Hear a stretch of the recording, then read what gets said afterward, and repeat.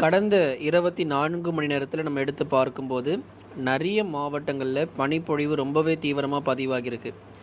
உதாரணத்துக்கு நம்ம நீலகிரி மாவட்டத்தை நம்ம எடுத்துக்கிட்டோம் அப்படின்னா, பல இடங்களில் மிக தீவிரமான பனிப்பொழிவு எல்லாமே பதிவாகியிருக்கிறத நம்ம பார்க்குறோம். தொடர்ந்து வரக்கூடிய நாட்களில் நமக்கு வானிலை எப்படி இருக்குது அப்படிங்கிறத நம்ம தொடர்ச்சியாக நம்ம பார்க்கலாம். மறக்காமல் நீங்கள் லைக் பண்ணுங்கள், சப்ஸ்கிரைப் பண்ணி தொடர்ந்து சப்போர்ட் பண்ணுங்கள். ஒவ்வொரு நாளும் மிக துல்லியமான வானிலை இருக்குது அப்படிங்கிற அறிவிப்புகள் நம்ம கொடுத்து கொண்டே இருக்கிறோம். இனி வரக்கூடிய ஒவ்வொரு நாட்களும் பனிப்பொழிவு ரொம்பவே தீவிரமாக இருக்கும். ஏன்னா இதுவரைக்கும் உங்களுக்கு 18 டிகிரி செல்சியஸ் 16 டிகிரி செல்சியஸாக பதிவாகி இருக்கலாம். ஆனால் இனிமேல் வரக்கூடிய ஒவ்வொரு நாளும் 13 டிகிரி செல்சியஸ், குறிப்பாக அந்த நீலகிரி மற்றும் கொடைக்கானல் போன்ற பகுதிகள், வால்பாறை, தேனி மாவட்டங்கள், அதுக்கப்புறம் இந்த தென்காசி போன்ற பகுதிகள்லாம் மிக மிக கடுமையான பனிப்பொழிவு அப்படிங்கிறது தீவிரமாக இருக்கும். இது இன்னும் அடுத்து வரக்கூடிய 10 நாட்களுக்கு இந்த கடும் பனிப்பொழிவு அப்படிங்கிறது தமிழ்நாட்டில் தொடர்ந்து பதிவாகும். உங்களுக்கு தேதிகள்லாம் உங்களுக்கு ஏற்கனவே நம்ம சொல்லாமல் இல்லை, நம்ம டேட் அனௌன்ஸ்மெண்ட் உங்களுக்கு ஏற்கனவே நம்ம கொடுத்தாச்சு. பிப்ரவரி 15 வரைக்கும் ரொம்ப தீவிரமாக தான் இருக்கும் அப்படின்னு சொல்லிட்டு. இப்போ நமக்கு கேரளாவில் வெப்பநிலை அப்படிங்கிறது அதிகமாக ஆரம்பித்தாச்சு. இப்போ கேரளா மற்றும் கர்நாடகாவில் படிப்படியாக பகல் நேர வெப்பநிலை அப்படிங்கிறது அங்கே அதிகரிக்க தொடங்கிறோம். தமிழ்நாட்டில் மார்ச் முதல் வாரத்திலேருந்து தான் உங்களுக்கு வெப்பநிலை அப்படிங்கிறது அதிகமாகும். தொடர்ந்து வரக்கூடிய கோடை காலம் ரொம்பவே கடுமையாக இருக்கும் தமிழ்நாட்டில்.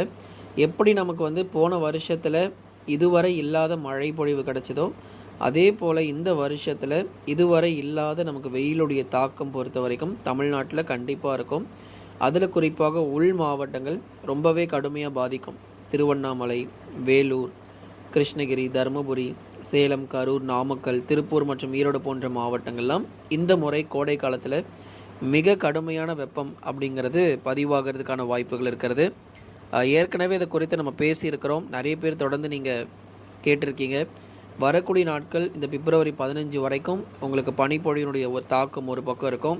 அதுக்கப்புறம் மார்ச் முதல் வாரத்திலிருந்தே தீவிரமான வெப்பம் பதிவாக ஆரம்பிச்சிடும். ஏப்ரல் மற்றும் மே மாதங்களில் கடுமையான வெயிலுடைய தாக்கமும் ரொம்பவே அதிகமாக இருக்கும். அதாவது அக்னி நட்சத்திரம் தொடங்குறதுக்கு முன்னாடியே இந்த வருஷம் வெயிலுடைய தாக்கம் ரொம்பவே தீவிரமாக தமிழ்நாட்டில் இருக்கும் அப்படிங்கிற அறிவிப்புகள் கொடுத்துருக்குறோம். அதை தொடர்ந்து வெப்பசலன இடிமழை பொறுத்தவரை ஏப்ரல் மற்றும் மே மாதங்களிலும் விட்டு விட்டு நமக்கு பதிவாகிறதுக்கான வாய்ப்புகள் இருக்குது.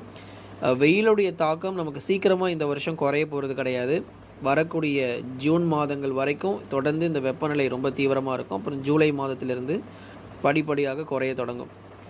இதற்கு நடுவில் நமக்கு நிறைய மழை வாய்ப்புகள் நிறைய காத்து கொண்டு இருக்குது. இப்போ வேணால் நமக்கு மழை இல்லாமல் இருக்கலாம், நிறைய இடங்களில் வானம் மேகமூட்டமாக இருக்கலாம். வரக்கூடிய பிப்ரவரி முதல் வாரத்தில் தமிழ்நாட்டில் மறுபடியும் மழை தொடங்க போகுது. பிப்ரவரி முதல் வாரத்தில் உங்களுக்கு இந்த தென் மாவட்டத்தினுடைய கடலோர பகுதிகளில் மழை பொழிவுகள் மறுபடியும் ஆரம்பிக்க போகுது.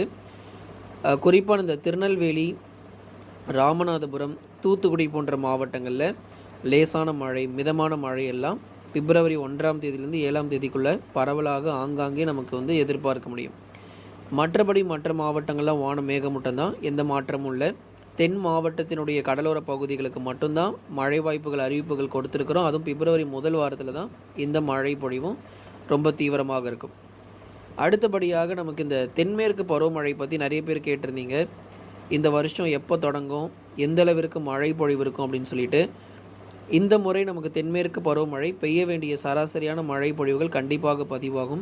உள் மாவட்டங்கள் மற்றும் மேற்கு தொடர்ச்சியில் மிகச்சிறப்பான மழை பொழிவு காத்துக்கிட்டு இருக்கு.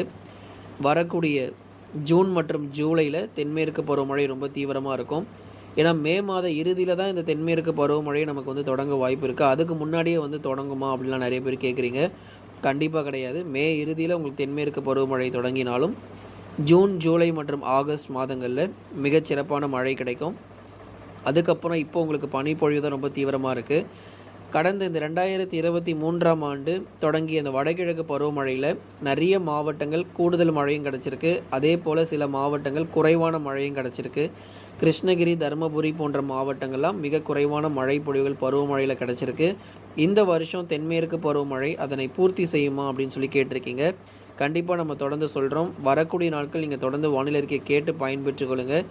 இன்றைய நாளுக்குண்டான வானிலை அறிக்கை பொறுத்த வரைக்கும் பனிப்பொழிவு ரொம்ப தீவிரமாக தான் இருக்க போது. பகல் நேரங்களில் வெயில் இருக்கலாம். ஏன்னா பகல் மற்றும் மாலை நேரங்களில் உங்களுக்கு வெயிலுடைய தாக்கம் எல்லா மாவட்டங்களுமே பதிவானாலுமே கூட நம்ம சொல்லக்கூடியது அதிகாலை 2 மணிலேருந்து காலை 7 மணி வரை.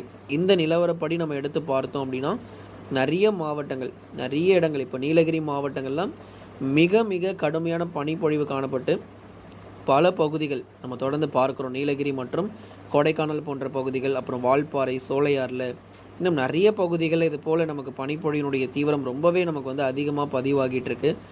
வரக்கூடிய நாட்களில் இந்த நாமக்கல், சேலம் போன்ற மாவட்டங்கள், திருவண்ணாமலை, வேலூர் போன்ற இடங்களிலும் கடும் பனிப்பொழிவு ரொம்ப தீவிரமாக இருக்கும். குளிருடைய தாக்கம் ரொம்ப அதிகமாக இருக்கும்.